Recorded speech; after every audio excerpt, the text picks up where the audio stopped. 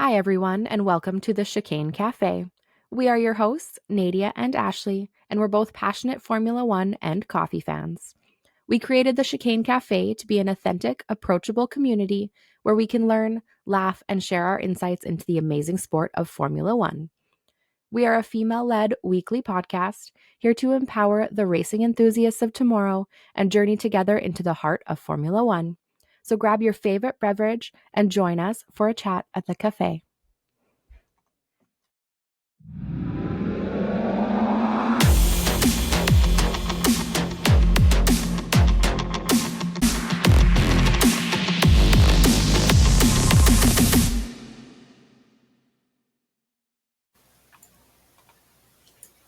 This week on the Chicane Cafe, we are going to be talking about the Bahrain Grand Prix.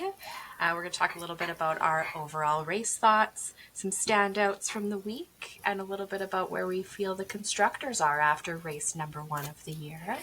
Yes. Very exciting. Yeah. Hey, Nadia. Hi, Ashley. What an exciting first race. Right? Oh my I'm God. so pumped. I'm so excited just to see the cars on the track. Oh my and God. race. So good. It was so good. It's almost like, I think we equated it to being like junkies and like just Right? melting into the couch all weekend and just getting our fix after a long withdrawal. Maybe that's not the best analogy, but that's almost what it felt like. Yes, it was so good. Yes. And no F1 view or podcast would be the same without our drinks, our beverages for the day. Yes, because we are at the cafe. So yes, we are at the cafe. So, what are you drinking today, Ashley? Okay, so I was highly caffeinated this morning. I woke up really early, so I've already had 2 glasses of coffee. So right now I've switched to an Earl Grey tea by Tea Pigs. And It's quite nice. It's very strong. It's a little bit floral. This is not an ad. It's just something that I really like. Not sponsored. No. What about you? I'm drinking my go-to, because again, we got up early today, which is vanilla hazelnut Zavita coffee, and with like sugar in it. It's my go-to favorite. And I'm obsessed with mugs. So I know it's not fall. No. But it's big enough to get me through a 2-hour-long race. So okay, it is fall. So it's more about volume than it is about yes, content. It really is. Yes. Okay. I use it all year. We have a bit of a theme. You have fall and mine has like a wood grain on it. I don't know if you can see it, but we're on trend. Very fall-y. Yeah. Yes. Yeah. Love it. Yeah. Okay. All right. So let's get into the race. Yes. It was amazing. And I was so excited just to see everybody, like we talked about, see everybody on track, see how they were doing, see who may or may not have been sandbagging. What? People were sandbagging? Never. That would never happen in this. Hold on. Before we go even further, because we are really about new and old fans, and as we're both kind of newer to the experience of F1 fandom, sandbagging. What is a great definition that we can share for sandbagging? Sandbagging, in not reading from a dictionary, is essentially where you hide the level of performance that you will have so that other opponents don't think you're going to be as close to them, and kind of hide your overall performance as it'll show up on the track. That was an amazing definition, considering you were not reading it from anything. So bravo. I just pulled it off. Yes. That was great, Nadia. Thank you. Congratulations.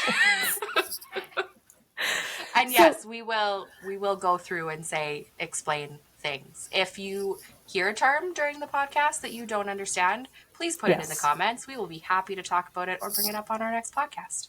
Yes.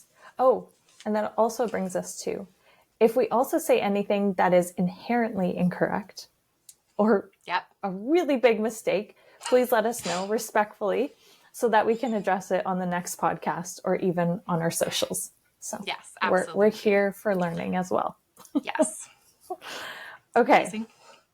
So some teams may have been sandbagging in Mm-hmm. FP and possibly even quali. So based on that, thoughts on the overall race. I mean, were we surprised Max took the lead, a whole second lead after the first lap? No. No, even though he wasn't really showing up for FP. I was hopeful. His Yeah. his non FP race pace and his not as amazing as possible qualification, where Charles technically got the faster lap in FP2, but couldn't pull it together for FP1 or FP3. Yep. No, Q3. No. Yeah.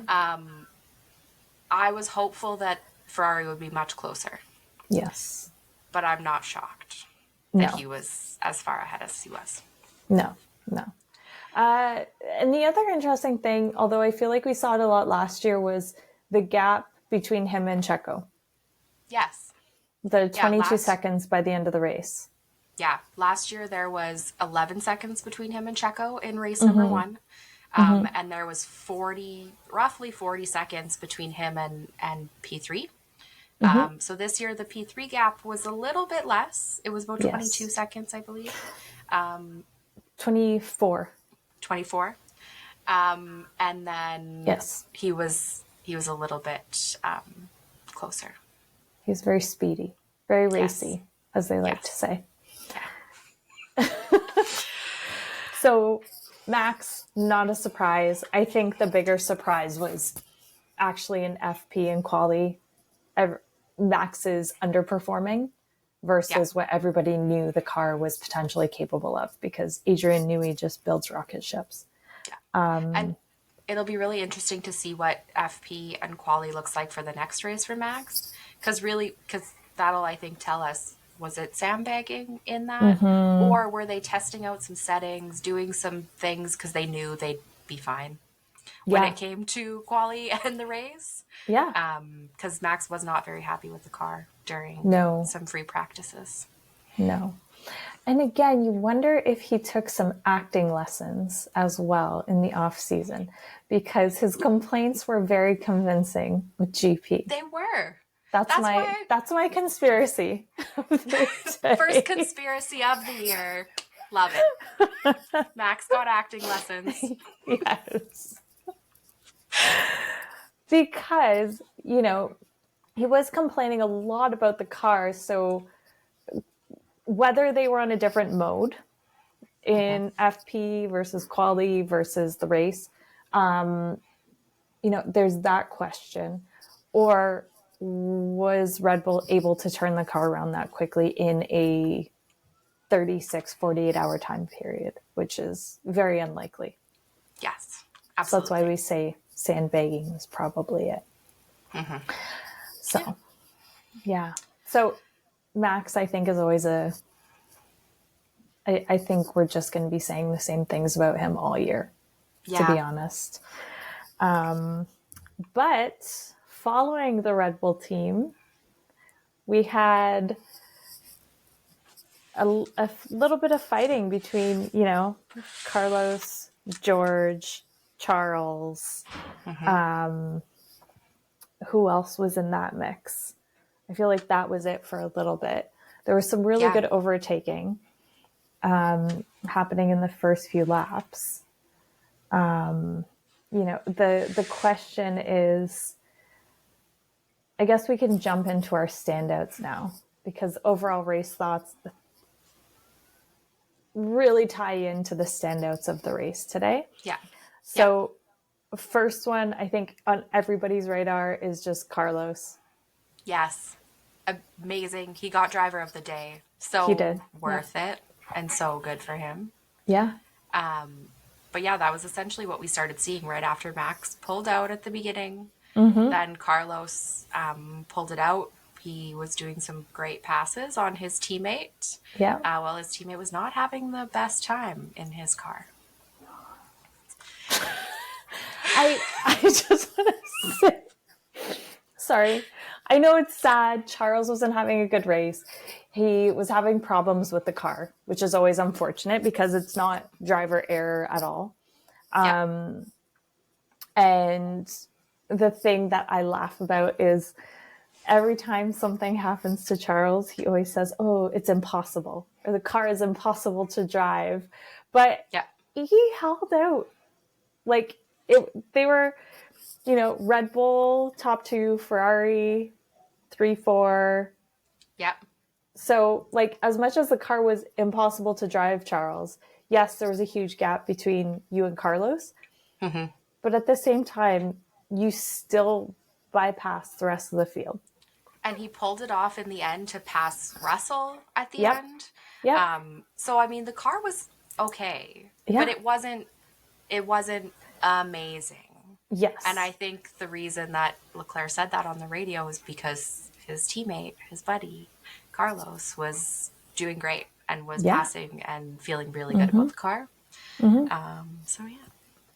Yeah, it'll be interesting to see where Carlos goes next year, especially Yeah. if this is his first performance of the year.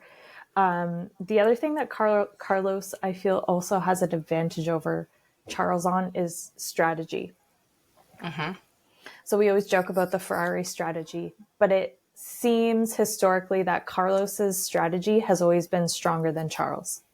Yes. And And I think we saw that a little bit last year, when in the last few races we heard Carlos making some calls himself yes. while driving a car at Yes. crazy fast paces. Yeah. And I think that's a benefit to him and potentially his engineer relationship as well. Yes.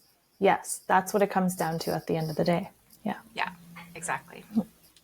So sorry, Charles, but you still made it in the top 4. Like, Yes. good job. If your brakes weren't working properly, there was 100-degree difference, I think, between the rear and the front brakes, he was saying after the race. Like, Yep. I can't imagine what that feels like, trying to handle that beast of a car, especially around corners. Yeah. So, and that was really where he was having the problems today, was his braking in his corners. So, but it's always interesting to me how they're able to actually take that change in the car and they're able to adapt it so quickly and so effectively. And again, I think that comes back to their relationship with their engineer and their radio and being very clear in terms of their communication. But the fact that he was able to adjust to every single corner and know what he needed to do going into that corner when there was that big of a difference between the brakes is like insane. Like there's such an intensity. Like I think I'm going to quote Danny Ricciardo on, they're high performance athletes. Like it is intense, and their ability to like think at that crazy high level and perform, fight G-force. Like there's crazy G-force in the car. They're going 200k plus an hour. Yep. And 300. perform 300. Sorry, correction number 1. Yep. And and do that all while like physically performing and mentally performing off the chain. So I so much respect for every single person in a car. Yeah. But good to Charles that he was able to pull off a P4. He was not happy with his car. Yeah. Yep. Yeah. And racing that fast Mercedes. Like Mercedes was showing a pace today. Yeah, they absolutely were. And I'm so excited to see what Carlos does this year. Me too. Proving himself for whatever team he wants to go to next, whoever offers him some positions. He came out of the gate very strong today. Yes. And showed he is well worth the effort. Yes. He's ready to prove something. Absolutely. Yeah. Okay. So moving on, who else did you have as your standouts? Do I take this moment to go into Haas because I freaking love them? So for anyone who doesn't know, Haas is my favorite team. My favorite driver is Kevin Magnussen. But I do want to say today, they came into this year, brand new team principal. He became team principal in January, so car was already under development. They came out and said, this car is not where we want it to be developmentally. We will not come out of the gate as strong as we want. Thought really good things about testing, worked so hard on their tires not degrading throughout the race, which was their problem last year. Hugely, they constantly drop back. And in the race today, Nico had a crash, not a full crash. He had some contact. Sorry, he had some contact in the beginning of the race. Because, as Charles Leclerc said during free practice, those Aston Martin don't look in the mirrors. Yep. And it happened yet again. So that's what happened with this Haas contact. Yes, 100%. So, I mean, Aston Martin, maybe. We've seen it happen a lot with Stroll. Yes. And Stroll was who was involved in today's. But Nico was coming up behind Lance. He did something in the corner that caused him to slow down more than expected. Yes. And Nico's front wing got damaged. So he had to go in early, get his thing changed. Still pulled off, coming back, and ended up 16th, I believe. Yes. Not too bad. Because he was too bad. 18th, 19th when he came back into the race. He was 20th. He was 20th. At the very back of the pack. He was, I want to say, 30 seconds off, 38 seconds off. Yes. Because he had to do a full pit stop on lap 2, like 2 or 3. So he got some new hards. Yeah. He got some hards out of it. Yeah. Yeah. Went straight into the hard tire strategy, move forward from there. So he did some really good things despite where he was. They wanted some points because he did qualify hard, but didn't get them today. But Kevin was able to climb the field today, which Kevin's great at overtaking. I'm a little biased to the situation, but he does it really well. But he ended up climbing, which for Haas is a huge thing and something I'm hopeful is a good sign for their year because last year in the same situation, they would have just fallen. And Kevin managed to climb three places from the beginning of the race. Yes. So very hopeful, excited, and see what they can pull through together. Nico is, and as always, he's been qualifying higher than Kevin. Yes. And he is insane at one lap pace. He does it so well. And Kevin pulls off the race consistency a little bit more than Nico has been able to this last year, which partially due to his car, everything going on there. But if they can somehow combine Nico's qualifying and Kevin's race pace and ability to pass people into one amazing car this year, it could be some really great things to see. So I hope so, and I really hope that they're able to bring a lot of upgrades that keeps them competitive with the other cars on the track, because that generally tends to be what happens throughout the year. You see this huge gap starting to happen between the top 5, bottom 5 because of the upgrades. So hopefully with AO. Might have AO. Sorry, we should have done our due diligence here. Yes. With their new team principal, because he has more of a mechanical background, that could also be a huge benefit to them in terms of him understanding what the upgrades need to be for this year in order to keep them competitive. So fingers crossed, this is just a sign of good things to come for Haas. Yes. And Nadia. And right, and me, thank you. And I was nervous coming into this year. Like, Gunther has been the team principal since it came onto the grid. Didn't really know what to expect. Everyone loves Gunther.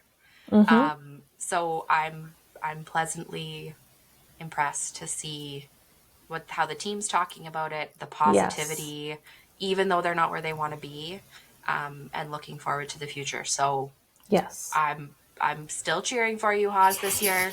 We will see how you do. Yes. Yeah. Yeah. Fingers crossed. Yes. Fingers crossed for Haas. Cross for Haas. Fingers crossed for Haas. Love it. It's a new one. All right. There's also, I mean, I don't think they were necessarily a standout, but I think considering their circumstances throughout the race, they still performed really well. And I think that's Williams. Yeah. You know, James Vowell said after the race that they were consistent. They were challenged with an engine heating issue, or cooling issue. Sorry, whichever way you want to talk about it. I'm sure there's a right way or a wrong way. Yep. Getting too hot. Yeah. They couldn't cool it. And so he was actually saying that they had to shut down certain systems in order for them to finish the race because of the overheating that was happening.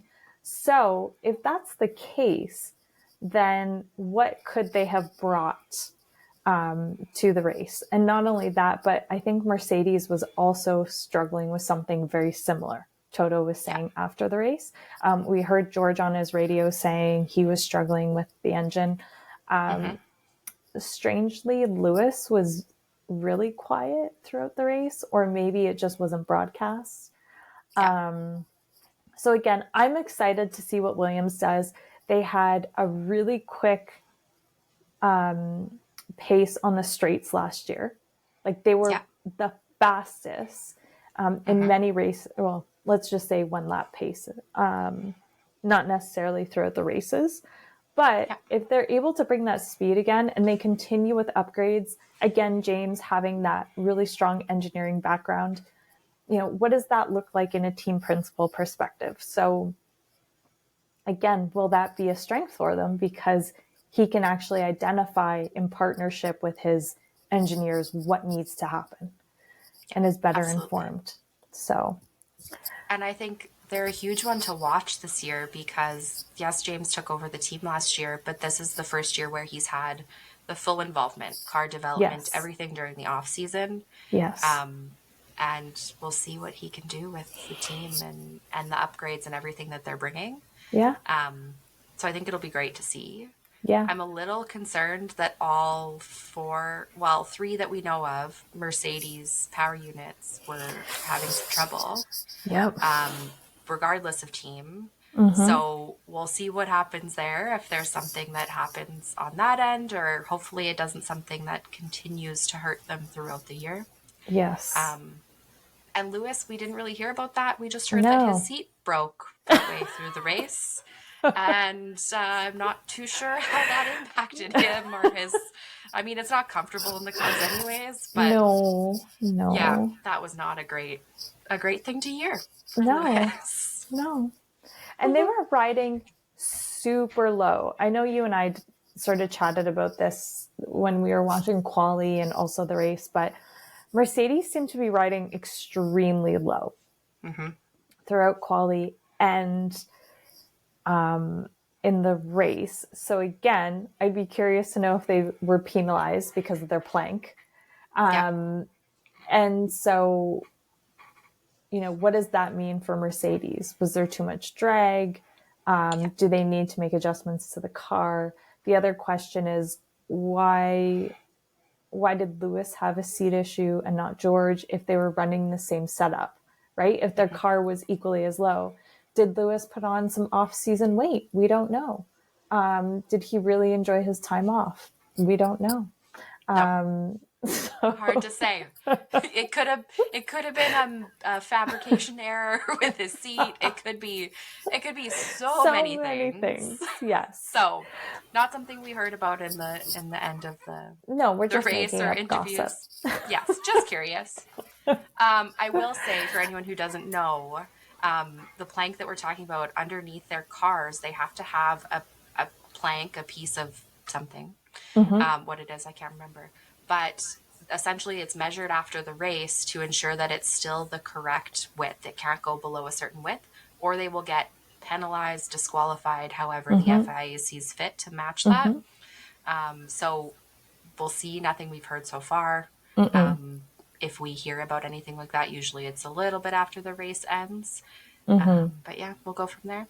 Yeah. And the other thing that I think impacted some of the teams, and I was a little bit curious about, because Lewis Hamilton talked about, he felt like he was much better set up for the race than quali. And that's why he may have not qualified as high as people expected him to. He was in ninth, which was a little bit surprising. But George was more set up for one race pace or one lap pace. Yes. And yet George still ended the race in fifth. And Lewis ended up just 2 places above his qualification. Yeah. So what comes of that, what that means. But something that's good to know out of that is once they qualify, we enter what's called Parc Fermé, which essentially means they can't change their car setup. So what you qualify with, you race with, and you can't make any changes in there. So we'll see how that happens next week, if there's some adjustments or changes. Yeah. And it's interesting because you would think that they would race with the same setup. However, there's different variables that play into that. I'm not an engineer. I'm not a mechanic. I don't know how that works. Unfortunately, we can always do the research into it. But a lot of the time, there are different variables of how the car is set up, whether it's qualifying or for a race. I think, it'll be interesting to see how that sort of shakes out with Lewis and George. And as much as I don't want to fall into the gossip train, is Lewis here for the win, or is he here to race, for the year? So that will also be an interesting thing to watch out for. Yeah, absolutely. I think our last standout, Nadia, was actually Zhou Guan Yu. Yes. He started the race in 17th and ended up in 11th, right outside the points. Yes. So yeah, huge standout for him. In the post-race show on F1 TV, they were talking about if Carlos hadn't done as well as Carlos did today, he was the secondary. He probably would have gotten driver of the day. So yeah. Definitely. And he was even saying in the post-race interview, he didn't actually know where he was sitting placement-wise throughout the entire race, with the exception of the last 2 laps, which as a driver, do you want to know? Do you not want to know? Maybe that's his preferred driving style. We don't know. But one thing that he did say was when he was behind Fernando, or he was fighting with Fernando, he knew he was in a good place. Just because of where Aston Martin sits. Fernando as a driver, as we all know, previous world champion. So you're in an okay spot if you're fighting with him. So I think that could be an interesting team to watch. It would have been great to watch Valtteri Bottas. I don't know why I said his name so weird. It would have been great to watch him, but because of a 53-second pit stop, an issue with one of the tires, we obviously weren't able to see what he could actually truly do. So it just turned into a testing session for him, unfortunately. But again, another team that could potentially surprise us in that mid-pack. Yeah, so absolutely. I'm very excited. I'd be so curious to hear, if that him not knowing where he is different than how he's interacted with his engineer in previous races. Because for me, when you're not in the points, you're just fighting the guy in front of you, regardless of if you're in 17th or you're in 11th. For me, I think it's great that he was just, I'm going to focus on whoever's in front of me. That's who we're going to focus on and continue through. It clearly worked for him today. Yes. So if that's a different strategy, it worked well for him and something they can continue throughout the year. Yeah. But yeah, Kick could be Kick, Steak, F1 team, depending which country they're in. Sauber. They will be very interesting to watch this year. Also, their car is hard to miss on the track. Oh, bright neon green. Love it. It's so good. Yes. It highlights the curves of the car. I think the placement of that paint is exceptional. Yeah. Sorry, just going to say. It's very well totally done. Different color. Haven't seen this color on the track in I don't know how many years, but beautiful execution.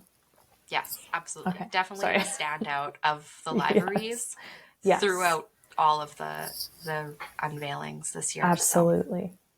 So. I will say though, during the unveiling, it was questionable, right? It was that's for me personally, I liked the color. I was there's still a lot of black, as we all knew. Every car was going to show up, with the exception of a couple. And then the green was really striking.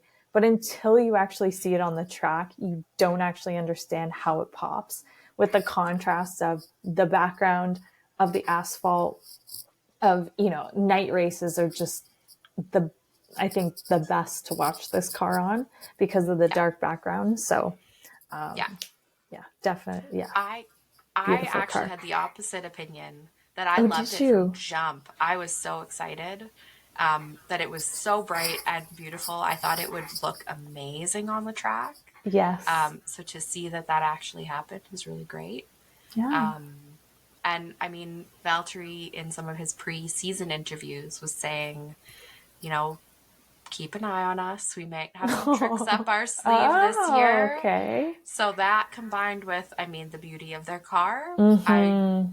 I'm going to keep a very close eye on them too. Definitely. Don't overlook. There's always like one team in that sort of bottom 5 that you always want to keep your eye on every year. Obviously, you want to keep your eye on all of them, but there's always one that really stands out. So speaking of our top and our bottom, I think, the top 5 teams are really clear this year. Yes. Or for this ended race. 1 to 10. Yeah. But I think, yes, this race, but it also speaks to what we kind of thought might be the top 5 teams anyways. And this race just kind of proved that. Yes, I agree. Just where they sat was surprising, with the exception of Red Bull and Ferrari, I think. Yeah. For me, it was more the Aston Martin, Mercedes, McLaren seatings that really surprised me. Like, where did Lance come from? You kind of blinked. Like, he had that not impact, but that, we'll call it an incident, as Charles Leclerc likes to call it, in the first turn. Yeah. And then all of a sudden he's like 8th. And you're like, oh, what? How? And every time you would look at the standings, you would see Lance had gained another position. Yeah. So I think that speaks to the car. But again, I thought for sure Fernando would have been a little bit higher. Yeah, absolutely. And I think Lance ended the race on hard tires that he'd been on for like a crazy amount of laps. Yes. Which, I mean, made sense. He was able to make it to the end of the race and stay in 10th and get some points, which was great. But yeah, I couldn't even tell you where he came from. It was a little surprising. Yeah. But even in the post-race interviews, Lando was saying, like, we're here, we're ready to fight McLaren or Mercedes. That's really the battle. And it was interesting to not hear him mention Aston at all. Really. It was really, his focus was on them versus Mercedes. And then looking at Ferrari versus Red Bull as the other 2. So does that mean McLaren's gunning for top number 2 or 3 in the constructors then? Oh, I absolutely think so. Yeah. I think everyone wants the first, but I think everyone's kind of knows that that's likely going to be Red Bull. Yes. With Max and Adrian Newey and the combination of those 2 and their car, it's highly unlikely that they will not end up with first. But I think their first sight set on, let's beat Mercedes and then let's go take it to Ferrari. Absolutely. And get number 2. Yeah. And you never know. Like, look at how Mercedes turned it around last year. Look at how, in the second half of the season, look at how McLaren turned it around in the second half of the season. And McLaren and Aston Martin really swapped places in the constructors halfway through. So again, and I think, he wasn't really a standout today, but I think Oscar is another driver to watch. He's so strong. Consistently outperformed Lando last year. So, based on their driver pairing, I think they have a really strong pairing in order to get them there. I don't know about second, just based on what we saw in terms of FP2 and 3 with the Ferrari. Like, their 1 lap pace was like in the 130s, the high 130s. That was Carlos, actually. So, I don't know if anybody can catch up to that Ferrari pace. I think Fred's done amazing work with the team. And that driver pairing is pretty strong. So I don't know. I think McLaren could land at number 3 in constructors. Yeah. This is being said after the first race of the year. Who right? knows? Yes. Pre-thought for the end of the year. Yes. Lots can happen. Absolutely. I mean, McLaren went so far with development last year. They went from the bottom to like third. Went so hard, so fast. So it'll be interesting to see how much they've unlocked and how much more they can unlock. But I agree. I think as things stand right now, the way we're looking at it, I would not be surprised with a Red Bull 1, Ferrari 2, McLaren 3. Yeah, I agree. I would say that's probably my prediction for the end of the year. Post race 1 of 24 for the year. Yeah. So we'll see. We'll see how that lines up. Calling it right now. Calling it for the year. So it'll be interesting. And then Aston last year started off super strong, and their developments did not work for them. So can they turn that around this year? And then I think if they start doing some good moves, like strides forward, then maybe McLaren and Mercedes will be talking about them a little bit more. Yes, absolutely. Absolutely. But we'll see. We still have 23 more races left in the calendar, which is so great to say, but it's going to fly by. Yeah. So, but again, a great first week. I think free practice was so exciting to watch. Sandbagging or not, it was still really exciting to see the potential pace coming out of every single team and car and driver. Yeah. So between FP, quali, the race, it was a clean race too, which was great. There was no safety cars. There's like maybe a yellow flag for like a hot second. But other than that, it was a really good race. Logan Sargent just did a spin. That's all. Yes. That's why I'm laughing. Yeah. And yellow flag for a few seconds and then it was done. Exactly. So it was just a really good week 1, I think. I'm looking forward to next weekend, which, again, friendly reminder for anyone who may be watching the race next weekend, it's again on Saturday and not Sunday. So something to be acutely aware of. Yes, absolutely. Yeah. Quickly, do you want to say your thoughts on the bottom 5 teams? Oh, sure. Yeah. Yeah. I personally, I've been cheering for Haas since I started watching F1. But the bottom 5 teams, or the midfield, as we call them most of the time, not the bottom teams, are so interesting to watch because they fight tooth and nail for points, especially when the top 5 teams are so strong. They look like they will be getting the top points unless something crazy happens. Yes. That they could be really interesting to watch this year. I think so. If you had to list your bottom 5. I would say, in no particular order. Oh, Nadia. Oh, okay. I can You're do a cheating there. Order. Okay. You're getting out of it. Let's do an order. Okay. I think, let's start at the bottom, unfortunately. Poor Alpine. Not having a good start to the year in any way, shape, or form. They're taking 10th. Yes. They are, from what it sounds like, overweight. 22 pounds minimum. Yes. So, which just instantly slows your car down. You cannot get the right speed, of course, with that.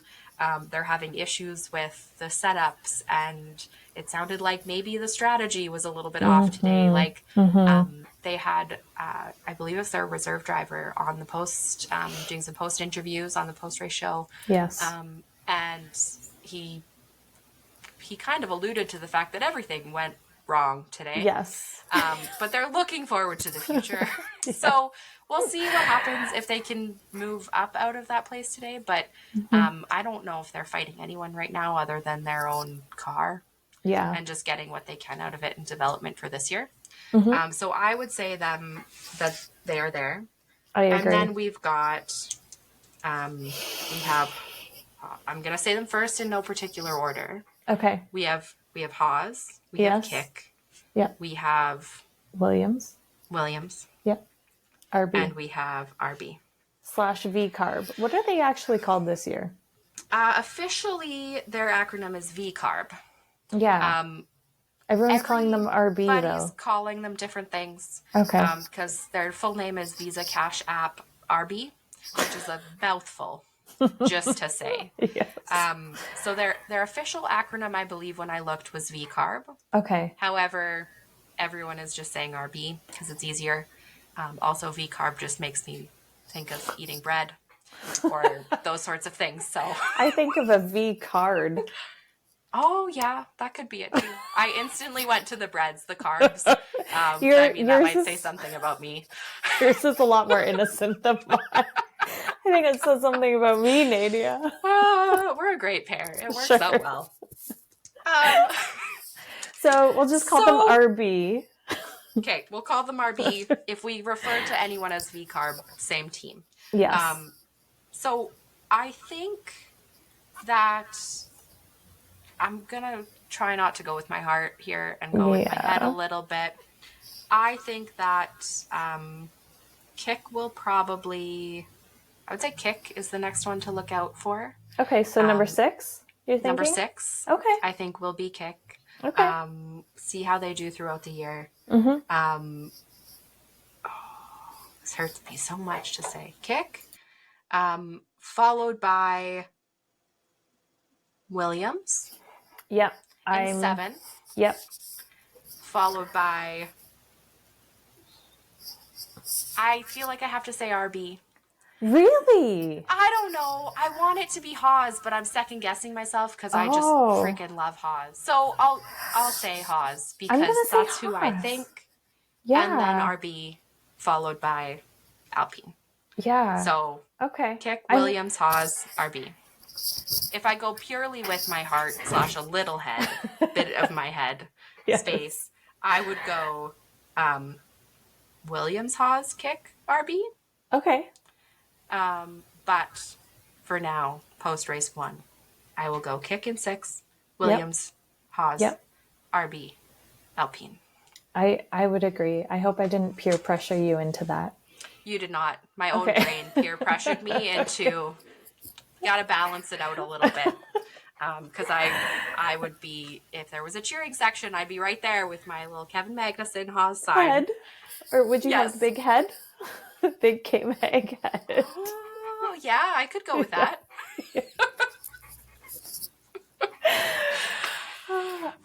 The only reason why I was shocked that you chose RB over Haas, yes, RB has a relationship with a very controversial relationship with Red Bull.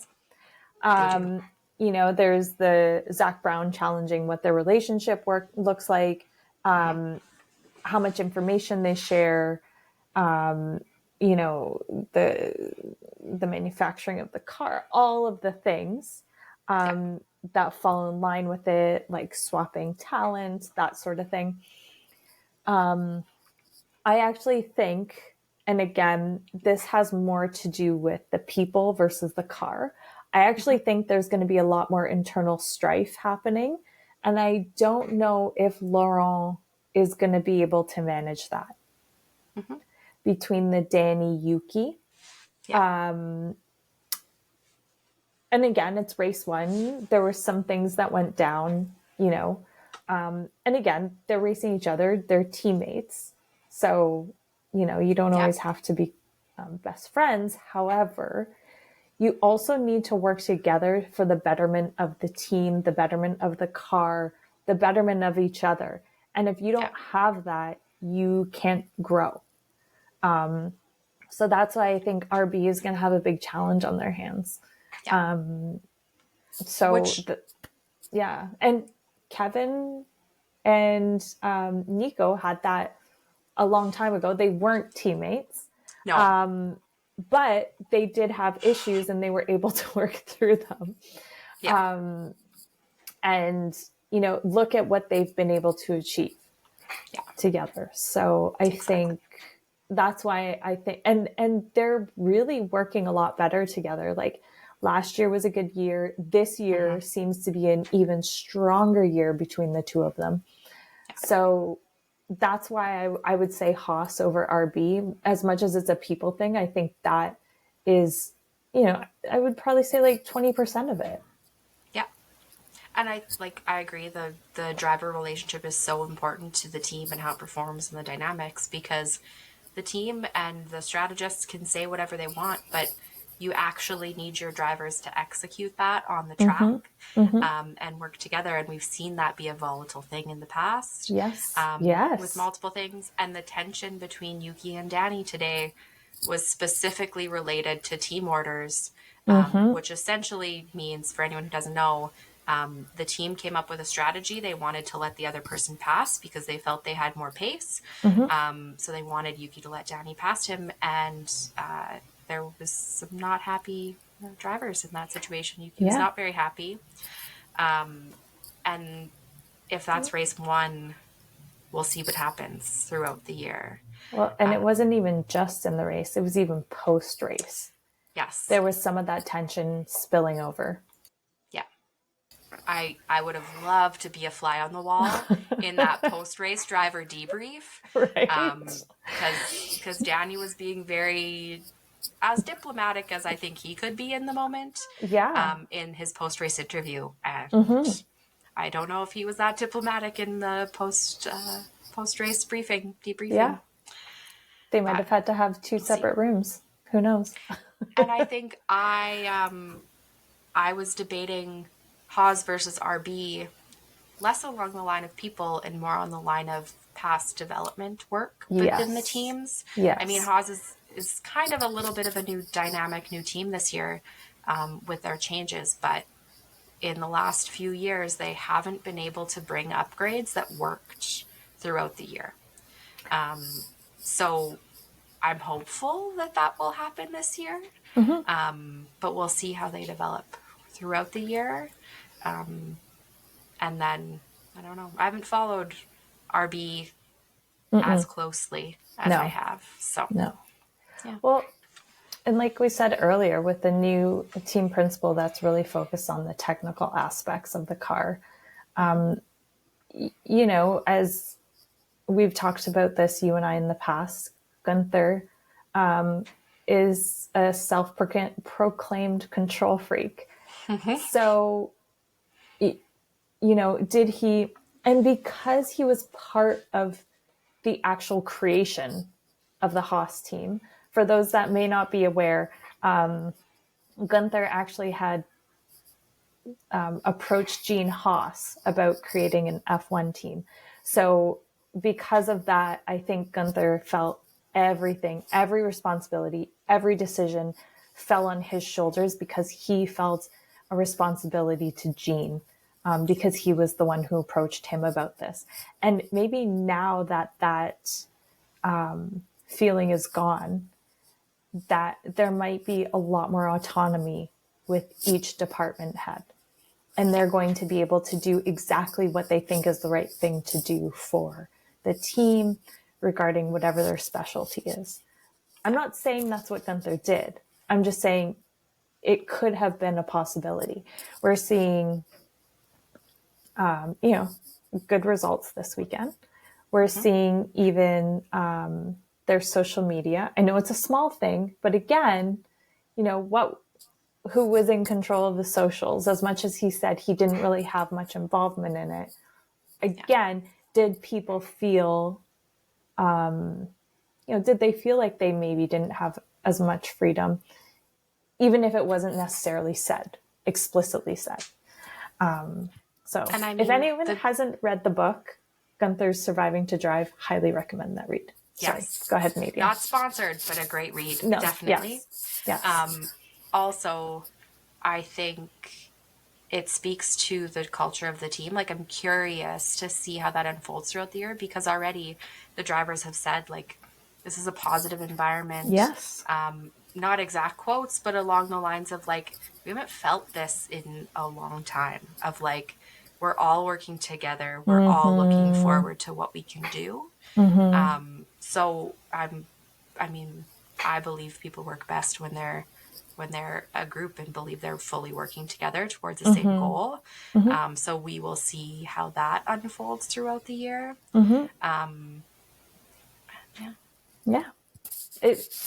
Again, it's so early in the season. Can't wait to see what happens. Yeah. All right. Well, thanks, Nadia. Thanks, Ashley. Yes. And enjoy the rest of your drink. I'm almost finished, ready for a refill. It's ice cold now, but that's okay. Oh, yeah. Same here. All right. Yeah. We'll talk to you next week, Nadia. Yes, sounds good. And we'll see you all next week, too. Yeah. Bye. Thank you for joining us this week at the Chicane Cafe. Follow us on Instagram at the Chicane Cafe. Our podcast is available wherever you get your podcasts. And for a video version of our pod, watch us on our YouTube channel at the Chicane Cafe. And remember to hit that subscribe button.